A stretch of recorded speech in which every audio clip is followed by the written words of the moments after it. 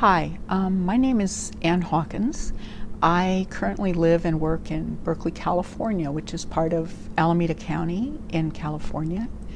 I've lived there for a while. At the time, right now, I work for an organization called Best Now, and we do the peer support specialist training for all of Alameda County. It's a great organization. We're part of a large organization called the Alameda County Network of Mental Health Clients, which has been around for over 25 years. And everybody who works in what we call the network are all mental health peers, meaning mental health consumers, meaning people who've had mental health issues, problems, and conditions.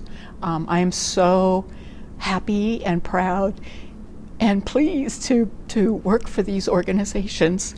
I'd like to just tell you, before I say anything more about where I've gotten to and how happy I am to be at this place, I'd like to share a little bit about myself, where I come from, some of the things I've done, and why I feel so connected to this wonderful community of people that I've come to know. I grew up in East San Diego County, which is part of Southern California. I grew up in a very rural community, way up in the mountains, on a small farm. This is really dry and hot part of the California. We have rattlesnakes, we have cactus, we have oak trees, pine trees, all that kind of stuff, and a lot of animals. I grew up with a lot of animals, horses and goats and pigs and chickens and ducks and all that kind of stuff, dogs and cats. Anyway, I loved that place. It was very formative for me and stays in my mind. It's in my mind. It is my home community. But anyway, those were my growing up years, and as you can probably tell, they meant a whole lot to me. But anyway, in my 20s, I had the great fortune. I spent my 20s basically living and working in Indonesia, Southeast Asia, part of Southeast Asia, and that was another incredibly formative period of my life. Because of where I came from, when I arrived in Indonesia, I was like 21 maybe or something, pretty young, pretty naive, didn't know a whole lot, but I knew in my heart and my gut was that I was very interested. What's going on in the countryside? What do these farmers do? How do they get along? So I started spending a lot of time out there, and it was so different and wonderful and exciting and all that, wild. It was just amazing. From there, I got involved with community organizations, grassroots, the NGOs, non-governmental organizations, and eventually I actually was hired by the UN. I've worked for the UN twice. I worked for UNICEF, and then I worked for UNDP. UNICEF, of course, is the Children's Fund. UNDP is the development program. I returned after 10 years. I lived and worked in Indonesia almost 10 years. I went to the East Coast, not California, where I was born and raised. I went to upstate New York, which is in Ithaca, New York, and I went to Cornell University. I got both my graduate degrees. I got a master's and a PhD. Lots of things were possible. It was an amazing time. People were saying, "Oh, why don't you go to New York City and work in Washington D.C. You ought to work for those. Work for the World Bank. Work for the UN again. Work for this, that, and the other." Anyway, instead I came back to California and I took up a postdoctoral position at UC Berkeley, for which I did for a couple of years. And then I actually stayed. I have to jump a little bit. I stayed, and I was at UC Berkeley as a research fellow for quite a few years altogether. My story, though, in terms of mental health, took place when I went to join the faculty at the University of Oregon to take up a position as an assistant professor. And halfway through what is known as your tenure track process, this is where you're still not permanent on the faculty, and you have to prove yourself to be accepted as a permanent faculty member. Halfway through that process, for myself, I crashed and burned. I had no idea what was going on because I had no idea there were any mental health issues in my family.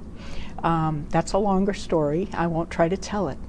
And so I came back from, but all I'll say about that is, the shorthand I say is I blew up my brilliant career. I thought my life was over. I thought, this is the end. I have put in all this time, all this effort, not only in education, but my time in the field, not only in Indonesia, but in countries throughout Latin America. I speak Spanish and I speak Indonesian, as well as English, of course. But anyway, so I came back to the Bay Area, to the San Francisco Bay Area and Berkeley. And again, I thought my life was over until there were, I want to give some credit to a couple of people. One was my amazing Indonesian friend, Marlinda, who came to visit me every weekend while I was in a locked mental facility, which I thought was the end of my life, the lowest part of my life. She saved my life. The other people who saved my life, I have to say, are my friends, Martin, Luis, Anthony, all my Latino friends, what I call my favorite coffee shop in Berkeley, who listened to me, who were never judgmental, and who stuck up for me. This is a little long, so let me just say quickly, what has worked for me in coming not only to recovery, but to wellness, was I had to realize, I had to get that I could have hope. There was hope, that I could get better, because so many people made it seem as if there was no hope. And some practical things that have worked for me, I realized water is my go-to. I go swim in the morning. I get in a hot tub if I can. If I can do none of those, I get in a bathtub. If I cannot do even those things, just putting my hand in a fountain of water, drinking a glass of water, something for some reason for me that nourishes my soul, that brings me back, even the tiniest little bit of water. Maybe because I grew up in a place that had so little water. Exercise, good friends, a strong support network, staying interested. I realized for me, I am someone who is very curious.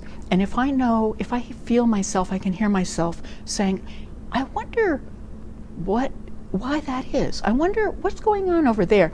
That to me is about being curious. And that to me, when I hear myself, see myself, what I know is I'm doing pretty well. So all I want to say, just to finish here, is, I want to say it's not only that I believe that you can, recovery was possible for someone like myself, and I'm so grateful. I think recovery is possible for you and for other people, any other people or that I know who might be having these kinds of troubles. And so please reach out. That's the thing. Please reach out and never, ever give up. Never. Thank you.